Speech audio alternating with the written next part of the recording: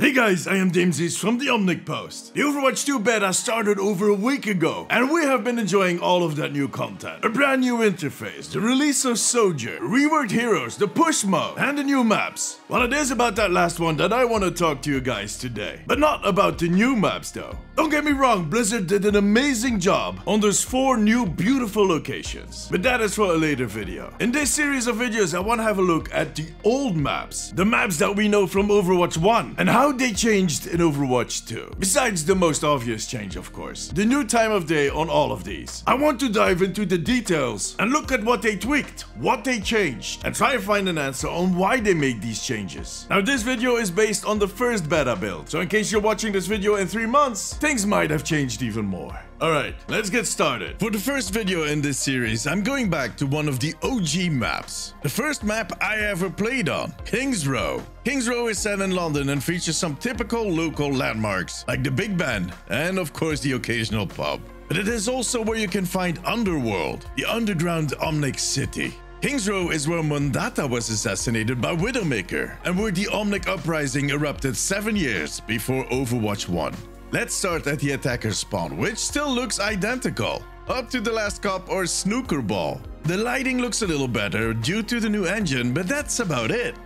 However, as soon as you walk outside, you start noticing the changes. The first thing is something you might have missed, but still have felt while you are playing. A gut feeling. Let me explain. They actually moved the public bus a little to the left. Well, from the attacker's standpoint, to the left. A small change that you might not necessarily have seen, but as you started playing, you might have noticed that something was off. This is clearly a strategic change. A change that you also might have missed are the 2 gates on the left and right of the attacker spawn. In Overwatch 1, both gates are set dressing. They look almost identical with the barred gates that are slightly arced and mounted in a high wall. If you look beyond the left gate, you see a dead end, while the right gate has a T-section behind it. In Overwatch 2, the right gate lost its arc and the wall was made a little higher and has spikes on the top. You know, to stop those pesky pigeons. Or space gorillas. The left gate is replaced by a double door with windowed panels that currently are blacked out. The wall was also raised and has the same Winston-proof fencing on the top.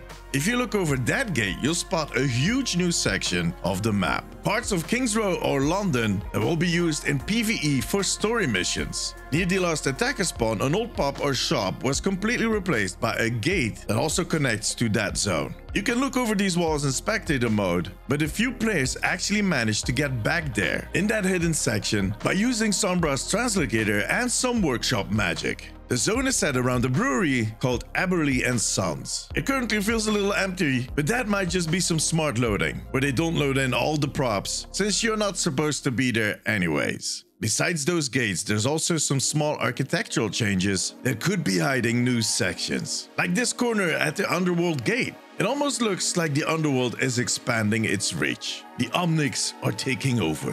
What story content can we expect to see in all of these hidden zones is currently unclear, but we know something is brewing, no pun intended, in the Underworld. The Tracer comic series London Calling that was released last year set us up for a second Omnic uprising. Our robotic friends are not happy with the way that they're being treated by the humans. And some devious, power-hungry warmongers are pushing all the right buttons to escalate the situation. You can actually see new evidence of violence all over the map.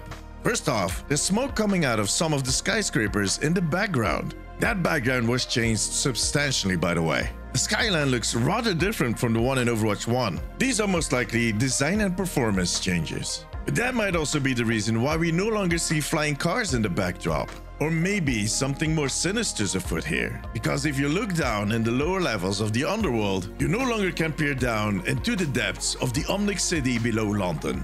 In Overwatch 1, you could even see cars flying around down there. But in the new game, the whole Omnic city seems to be filled with orange smoke and cinders are floating about, as if a huge fire is burning down there. Something is definitely up down there. Yeah, those are 3 puns.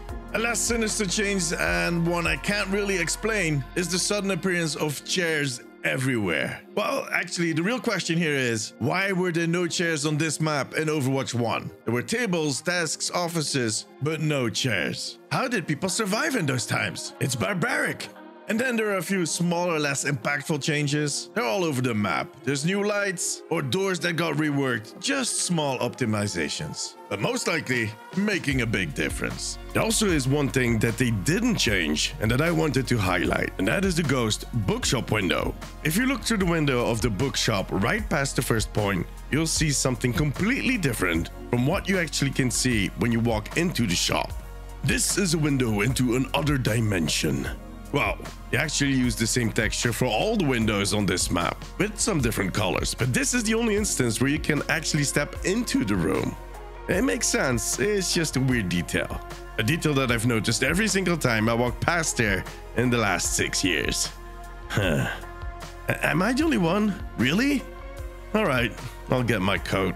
That was about all I could find in Kings Row, but it is clear that Blizzard has plans for this map, and I can't wait to find out what they are. Have you found any other changes? And what would you like to see happen in these new zones? Let me know in the comments. For now, however, that was it. Come check me out on Twitch, and make sure to subscribe for more videos on Overwatch.